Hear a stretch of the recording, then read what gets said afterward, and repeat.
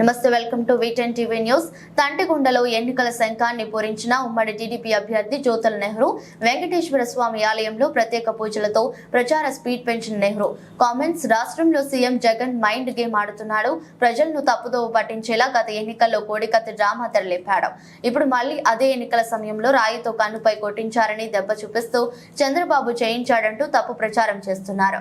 కేవలం ఎన్నికల్లో లబ్ధి పొందడం కోసమే డ్రామాలు మొదలు పెట్టారు. చంద్రబాబుకు చిత్తశుద్ధి ఉంది కాబట్టి దాడి జరిగిన మరుక్షణమే ఖండిస్తూ స్పందించారు. సింపతి కోసం చిన్నాన్నను కూడా హత్య చేసేందుకు వెనుకాడలేదు. జగన్ కు దెబ్బ తగిలే సమయంలో లైట్లు ఎందుకు ఆరిపోయాయి? కేవలం కావాలనే ఆర్పేసి ప్లాన్ ప్రకారమే దాడిని చిత్రీకరించారు.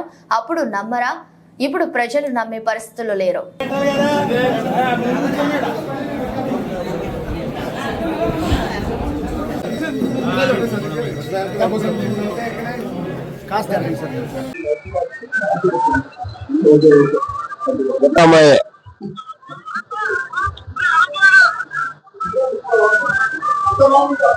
ఆ దండలో దీన్ని పెట్టి నొక్కుని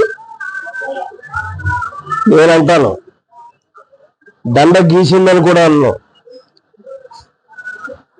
ఆ దండలో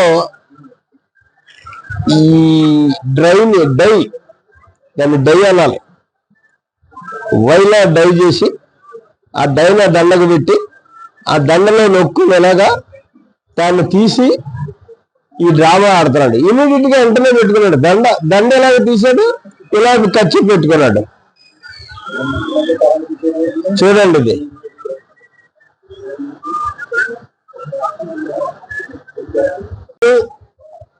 కోడికత్తి డ్రామా.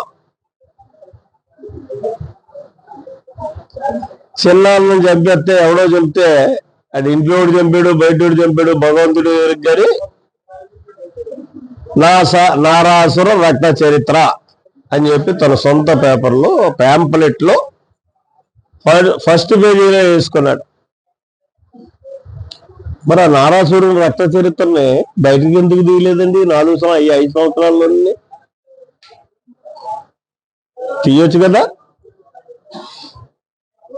అదే వాస్తవం అయితే కేవలం ఆ రోజు ఎలక్షన్ లో సింపతి సంపాదించుకోవడం కోసం కోడికత్తి డ్రామా ఆడాడు, చిన్నాను సావును ఉపయోగించుకున్నాడు. ఇవాళ మళ్ళీ కొత్త డ్రామా ప్రారంభించాడు.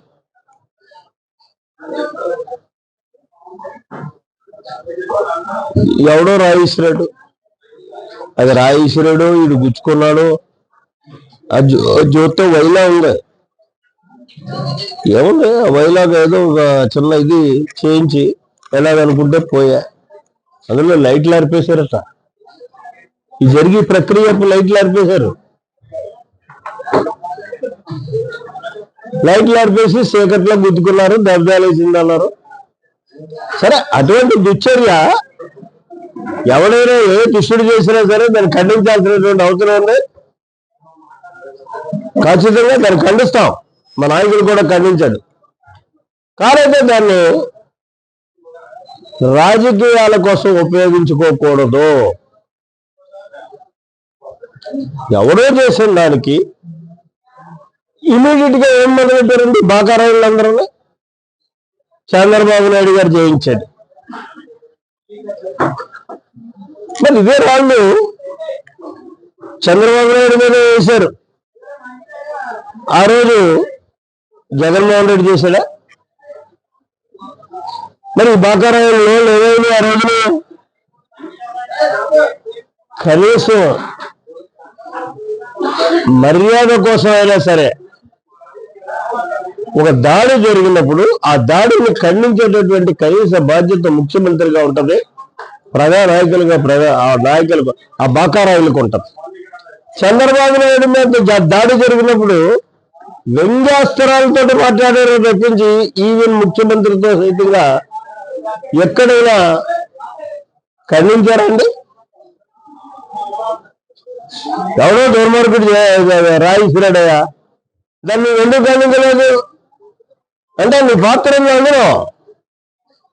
ఇక్కడ మా నాయకుడు సత్యశుద్ధితో ఉన్నాడు కాబట్టి జరిగిన మరుక్షణం ఖండించాడు. ఇటువంటి దుశ్చర్యలను మనం ఎంకరేజ్ చేయకూడదు. నేను తీవ్రంగా ఖండిస్తున్నాను అని చెప్పి తన మీద ఎప్పుడైతే మళ్ళీ నేరారోపణలు చేయడానికి ప్రయత్నం చేస్తున్నారో అప్పుడు దానికి సమాధానంగా మేమంతా లోరిపాల్సినటువంటి పరిస్థితి వచ్చింది. ఇవాళ నేను ఏమంటానంటే కేవలం ఎన్నికల్లో లబ్ధి పొందడం కోసం మళ్ళీ గతంలో ఎలాగైతే కోడికత్తి డ్రామా ఆడాడో, ఎలాగైతే చిన్నాల హత్యను ఉపయోగించుకున్నాడో అదే రకంగా ఇవాళ కూడా ఈ కన్ను డ్రామా సరిగ్గా ఎక్కడ తగిలిందో చూడండి. రాయ అయితే ఎలాగొస్తుందటండి, ఇలాగోటి ఇలాగోటి ఇలాగోటి వచ్చింది. వై పాప చేసి ఇచ్చినాడు కూడా ఆ ఆయుధాన్ని వైకం తయారు చేసి ఇచ్చాడు. ఆడికి అంత ప్రేమ వై అంటండి. దాన్ని బట్టి నొక్కున్నాడు, అయిపోయింది కాదు, నొక్కొచ్చింది కాదు.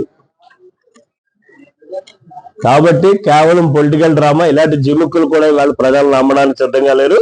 చాలా హేళనగా మాట్లాడుకుంటున్నారు ఆ విషయాన్ని చూసి. Okay, thank you brother. మీరు ఏమైనా అడిగి ఉంటే అడగండి.